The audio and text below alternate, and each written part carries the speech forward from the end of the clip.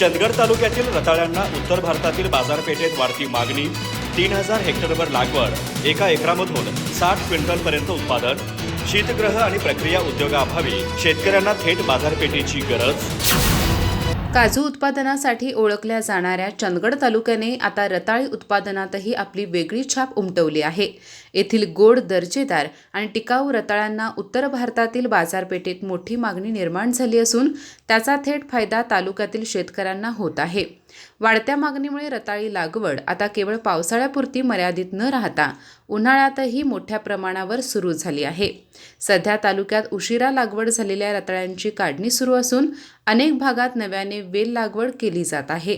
चंदगड तालुक्यातील रताळी बेळगाव येथील बाजारपेठेच्या माध्यमातून दिल्ली, राजस्थान, अहमदाबाद, सुरत, मेहसाणा, म्हैसूर यासारख्या मोठ्या शहरांमध्ये पाठवली जात आहेत।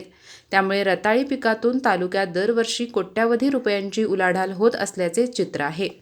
सध्या तालुक्यात सुमारे 3000 हेक्टर क्षेत्रावर रताळी लागवड केली जात आहे। एका एकरातून सरासरी 50 ते 60 क्विंटल उत्पादन मिळत असून बाजारात एका क्विंटलला 1200 ते 1800 रुपये दर मिळत आहे। विशेषतः तुडिये, हसगोळी, सरोळी, हेकोळी, सुरुते, तुर्केवाडी, गोडेवाडी, जंगमहट्टी या पश्चिम भागातील गावांमध्ये रताळी उत्पादन मोठ्या प्रमाणावर घेतले जाते।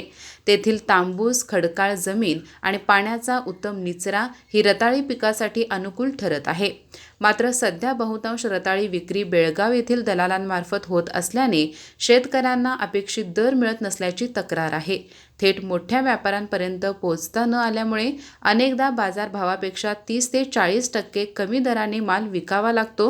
त्यामुळे गडिंग्लज कृषी उत्पन्न बाजार समिती किंवा तालुका विक्री संघाच्या माध्यमातून शीतगृह सुविधा उभाराव्यात अशी मागणी शेतकरी वर्गातून जोर धरत आहे। याशिवाय चंदगडमधील रताळी सध्या कच्च्या स्वरूपातच उत्तर भारतात पाठवली जात असून तेथे प्रक्रिया करून विविध उपपदार्थ तयार केले जातात। अशी ही रताळी प्रक्रिया उद्योग साखळी तालुक्यात उभी राहिल्यास स्थानिक पातळीवर रोजगार निर्मिती होईल आणि शेतकऱ्यांना अधिक दर मिळू शकेल असा विश्वास व्यक्त केला जात आहे। पारंपरिक पद्धती पलीकडे जात आता शेतकरी मलकापुरी सारख्या सुधारित जाती, कलमे पद्धत, आधुनिक शेती तंत्रज्ञान आणि उत्पादन खर्च कमी करण्यावर भर देत आहेत। बदलत्या बाजारपेठेचा वेध घेत चंदगड तालुक्यातील शेतकरी रताळी पिकातून आर्थिक स्थैर्याच्या दिशेने वाटचाल करत असल्याचे चित्र सध्या स्पष्टपणे दिसून येत आहे। अधिक माहिती आणि ताज्या घडामोडींसाठी आजच आमचे चॅनल सबस्क्राइब करा।